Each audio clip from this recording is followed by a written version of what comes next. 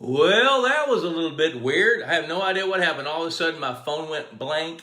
It just clicked off. So, beats me. I don't know if our internet went down for a fraction of a minute and kicked me off, but my apologies, guys. I don't know what happened.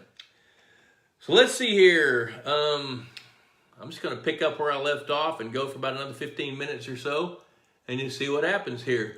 No idea what happened. No idea. All right, so Jason Nepstead, is there an effective method to kill carp and prevent them from floating up? I use my reciprocating saw to cut its gut open and let them swim off, but he's floating 2 days later. No, there's really not. I mean, I don't know how to do that. I don't know how you can kill anything and it not float, especially a carp. They're going to float. You know, the good news is you're in the cooler times of the year and the buzzards. I know your situation. So killing the carp, you know, you're gonna the buzzards are gonna come around out there in the middle of that lake and they're gonna wear them out. Dick Tabbert, I hear you talk about dams for your pond in northwest Ohio. Most ponds are dug in farm fields with no dams. Had mine dug in an old soybean field, with clay being my top reason for buying the property. I've been happy with my results and learning every day. Yeah, you know what? It's totally different having a pond in an agricultural part of the country. You know, totally different. So, you know, you're dealing with more nutrients than what a lot of people are. You're dealing with different water chemistry than a lot of people are. And so you've got a whole different set of circumstances. Okay, now I'm going to go back and figure out what's going on here. And I'll be right back to you here. So bear with me a minute because things happen. Okay, Tori Rhodes is saying, good to hear about the American Sport Fish News. Thank you very much, Tori. We're pretty excited about it. Guys, I don't know what happened. It just clicked, went blank, and then my screensaver showed up on my phone. So I have no idea what happened other than maybe we lost our internet connection. So I just answered those few questions. If you got some more, pitch them at me, and I'll talk about that real quick. Let me think of some other topics. You know, it is time to be thinking about making sure your spawning beds are ready. Bob Wusher would tell you to go clean out your wood duck boxes. You know, make sure that your bluebird boxes are ready to go because it won't be long. Your purple martin boxes are ready, you know, and just start thinking about spring because, I mean, we're not that far away. Punxsutawney Phil didn't see his shadow, right? Well, we're supposed to have sleet here tomorrow. We're supposed to have snow Sunday, Monday here in North Texas. I see my wife checking in. She's down south of Austin, and the redbud trees are budding. There's something pretty cool. I don't know who all how much you guys have redbud trees. Wusher's telling me the martins are coming next week, so you better have your purple martin houses ready to go. Now's the time to do that. Wood ducks have already been nesting, so if you haven't gotten that done, you may be a little late. But if you haven't done it, go do it. Put fresh sawdust in it, pine shavings, and your wood duck boxes. I see Cody Thurman checking in. Redbud trees. Oh, holy cow, I'm going to tell you a story. Back in 1981, I think it was, I met Buzz Hartley, Kingman, Kansas. I loved that guy. He was such a good mentor. He was pretty advanced in his years, and he probably lived another 8 or 10 years after I met him. Hey, Clayton Bounds, good to see you, man. And he had this really wry little grin on his face, and you know, when I saw him, it was usually pretty cool in Kingman, Kansas, and he'd had a stroke. You could kind of see his eyes watering because of the stroke, and one side of his face was a little droopy. But that guy was shrewd and one of the smartest fish guys, even to this day, that I've ever met, with common sense on what to do with fish, how to handle fish, how to take care of them. And one of the things he told me, he said, when you see the redbud trees budding, crappie are ready to spawn, white bass are coming up the river to spawn, stripers are getting ready to spawn. He said, when you hear the bullfrogs croak, largemouth bass are spawning. So you better get ready for all that. Well, the redbuds are blooming down in central Texas, and we're probably 2 to 3 weeks away from that here. But I took those stories to heart, And you know what? I have yet to see it be any different. So when I see the redbud tree spawning, I know the white bass are moving up, getting ready to spawn. The crappie are spawning, and striped bass, where they can, are getting ready to spawn. So when I see a redbud tree, not only do I enjoy the beauty of that tree, I'm thinking about fish. And when I heard that first bullfrog croak, I know largemouth bass are on the beds. They're ready to go to work and do what they do. There's Sharon Autry. Hi, Sharon. Let's see here. I see some questions popping up here. Let me check it out. Danny Mac says, we took a few hours drive up through Comfort and around Kendall County and Bernie and all that area. My now sharpened pond eye found many nice looking ponds. Spring is coming to the hill country. Yeah, Debbie told me that people are mowing their grass around Buda, Texas right now. Tori Reeds, what trees would you suggest planting near the pond? Of course, not on the dam. Well, you know, I'm a big fan of native trees. I can't tell you how many times I pulled up on a pond and seen a Bradford pear, and I wanted to cut it down. Now, that's just me, because that tree is out of context.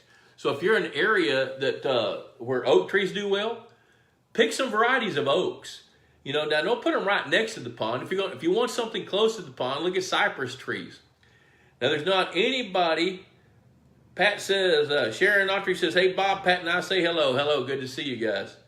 And Tori, on some of the trees, I tell you what I'm not a big fan of. I'm not a big fan of willow trees, and there's several reasons. Willow trees, first of all, they transpire a lot of water, and their feet are going to be wet. So they're stealing water from your pond and transpiring it back up into the sky at a rate much, much, much faster than evaporation rates. A full-grown willow tree will transpire 100 gallons plus a day. So do the math on that. Remember, 1 acre, 1 inch deep is 27,000 gallons of water. So they're going to transpire a whole lot of water out of your pond. And another reason I don't like them is they don't live long. You know, they'll slough. And they're favorites of beavers. Beavers will come up and chop down a willow tree. Well, willow is famous for two things. It's got salicylic acid in it, which is aspirin. And it's got a root stimulant that's naturally with it. If you watch a willow tree, when a pond begins to draw down, you'll see willow limbs, and once the base of the tree gets out of the water, the limbs that are dangling down near the water will start growing roots. And they'll start sucking water through the limbs out of your pond, even while your pond's going down low. And then they slough. They're such fast-growing trees that they slough their limbs, and they'll fill your pond up around them with litter. Not only with the leaves, but with small limbs that'll slough off. I see Stephen Barden checking in. Billy Birch, let's see. Danny Mac says, are mountain laurel seeds, the big red super hard seeds, poisonous to pond water and fish? You know, I've never thought to find that out, Danny Mac. I do know walnuts are. When you got the green shell around walnuts, they're toxic to fish. But I don't know if mountain laurel seeds are toxic to them or not. Have no idea. Good question. I love being stumped. Think of another one. Dick Tabbert, I have pines all around mine that have no leaves. I think that's what you mean. It says, I have pines all around mine that weigh no leaves. I guess have no leaves. Well, you know, pine trees like sandy, acidic soil. So they don't have to have a lot of nutrients. Now, what pine trees do, they produce a lot of tannic acid. So what happens there is, think about this, in areas where pine trees like to grow, where the soil is sandy, there's not a lot of nutrients. There is no limestone. There's very few minerals. So your ponds typically are acidic, where pine trees are the dominant species. So when it rains and water percolates through that soil, it runs right over the top of years of pine needles that have congregated on the forest floor. So they're soaking in the tannic acid from all that debris, that litter, which transfers more acid into the water. And if there's no, alkalinity to buffer it, then it isn't going to work. The pH is going to continue to go down. It may rise and fall and may fluctuate. So that's what happens with where you have pine trees. You typically see acidic water. Look at there, Chris Aguilar. Look at that. You just bought something, man. I just got an alert on my laptop. Good for you. I hope it's a subscription to Pond Boss or something else. Well, you know what, 7:24, if you'll pitch me some more questions, I'll answer them. If not, I'm going to wrap it up here in a few minutes. Jason Nepstad, is the pine trees also the reason for the tea-colored water? Tannic acid is a reason for tea-colored water. That could be from pine needles. So the answer to your question is yes, but it could also come from deciduous tree leaves. So if you've got a few elm trees or even cottonwood trees or whatever, when those, when the leaves are green, they're full of chlorophyll. But then in the fall, when the photoperiod shortens, the days are getting shorter, etc., and then the leaves lose their chlorophyll, they turn brown, they're tannic. So when those leaves fall off the trees, fall down on the forest floor, and then it rains through and hits them, the water's going to absorb tannic acid from those leaves and then migrate wherever it's going to go, whether it's in your pond or into that stream or into that river and flowing on downstream somewhere else. So that's the case. Yeah, Chris, I just submitted my subscription. I saw that. Hey, there's Dr. Michael Schlegel from Purina Mills. Mike, good to see you, buddy. Checking in. I was talking about the merits of Purina Feed a while ago, and I want to hit it again. Purina is a sponsor of Pond Boss, and they're a sponsor of this show, and I deeply appreciate it. But also, even more importantly, I completely believe in their fish food. I mean, I've been there and just years and years and years working with their research and development department, watching them do what they do, and in some cases helping them. And they, beyond any doubt in my mind, have the best, most outstanding pond feeds with the right proteins for your feeding program. So if you want to feed different sizes of different species of fish, now you can have a feeding program, and Purina's got the products to do that. Along those same lines, I do want to do a little shout out for Texas Hunter, because if you're going to feed the fish, the more consistent you are with the feeding, the better your results are going to be, and the more the consistency of the fish is going to be when they come to eat that good fish food. So Texas Hunters is a big sponsor, and I believe in them as well. So Danny Mack says, look at there, Scott Cereal just checked in. He's a Purina dealer from over there in Shreveport, Louisiana. If you guys don't know Scott, check him out. He's on Facebook, and he'll all the products. Frank James, if you're watching this, if you're not buying your fish food from Scott Cereal, you should be. Let's see here. Danny Mack says, live oaks are not evergreen. No, they're not. Some of mine are dumping leaves into the pond both fall and spring. Those bottom bacteria pellets did a good job last year. Yeah, what happens with bacteria pellets that Danny Mack's talking about, you can buy products out there that will expedite the decomposition and underwater composting of those leaves. Now, what happens when leaves hit the water? They float to the shore, get waterlogged, and then they sink. And as long as there's oxygen in the water, then the degradation and decomposition of that organic matter like leaves happens fairly rapidly. But inevitably what happens is as that organic matter begins to decompose, it slows down, and there's a fine layer of water just on top of those leaves that becomes anoxic, runs out of oxygen. When that happens, the decomposition changes, the rate changes. Where what happens in what Danny Mack's talking about, he adds some bacterial products, which most of those bacterial things are in there anyway, but when you add some, you're increasing the reproduction rate exponentially and just speeding up the process of breaking that stuff down.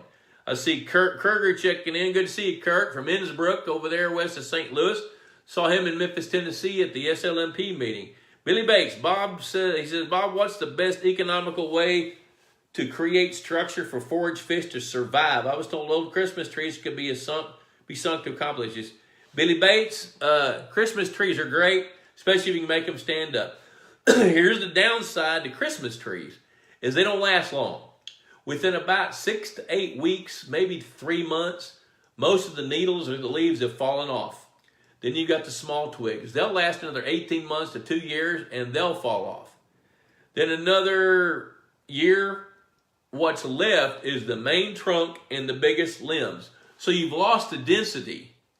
And now what you have is a Christmas tree. So if you're going to use Christmas trees, bundle them. Put them 15 or 20 together if you can get that many. So I would do that. Let's see, Dr. Bruce Condello's checking in. Hi, Bruce. Good to see you. Charlie Hill. Hi, Bob. Charlie Hill from Camdenton, Missouri. Good to see you, Charlie Hill. Well, guys, I'm starting to run out of time. Hit me with one more question. If you want to, don't forget to share this video, if you don't mind, your timeline, so we can keep building an audience. And I want to thank you for all the kind comments about the American Sport Fish Hatchery, Bob Lusk Outdoors merger. We're really excited about that. And I'm excited to move forward with that. Kurt says, what do I think of cedar trees? I think cedar trees, you know, they're going to last 3 years underwater, and then they're going to need to be replenished. So if you add Christmas trees or cedar trees, I would do that in bundles. And of course, I know what's going on in Innsbruck. You guys have got some depth way beyond what most mortal ponds have. You know, so if you can put those cedar trees into concrete blocks or in buckets with concrete and bundle them, figure out how to make them stand up. If you can make them stand up, they're going to last longer. If they're laying sideways with trees on top of them, they're not going to last more than 3 to 5 years, and they're going to be gone. Chuck Brinkman, I've been feeding Aquamax MVP since I stocked in October 2016. The catfish are growing over 3 pounds a year. The results are incredible. That is an outstanding fish food. And yes, your fish are going to grow quick. Christopher Aguilar chiming in one more time. Congratulations on the merger and keep doing what you do. You know what? I am going to keep doing what I do. I'm excited about it. I can't wait to wake up every day, you know, to do what I do. And I'm excited that you guys chose to join me today. I appreciate it. And until next week, I'm going to tell you adios. Good luck. And if you know anybody that needs some pond management work, I'm going to plug myself a little bit today. And I'm not going to do that very often because Pond Boss Magazine, as you know, our resource guide at pondboss.com, we've got some outstanding companies out there that can do the work. Now, I'm not saying we're going to go all over the nation, so look at the resource guide at pondboss.com. But if you're in Texas, Louisiana, Alabama, Mississippi, that area, Oklahoma, if we can help, we will. So give us a call, send me an email, boblusk@outlook.com, and I'll be glad to help. Or info@pondboss.com. Thanks for checking in. $35 a year, cheaper than a Friday night date. Adios. See you next Wednesday.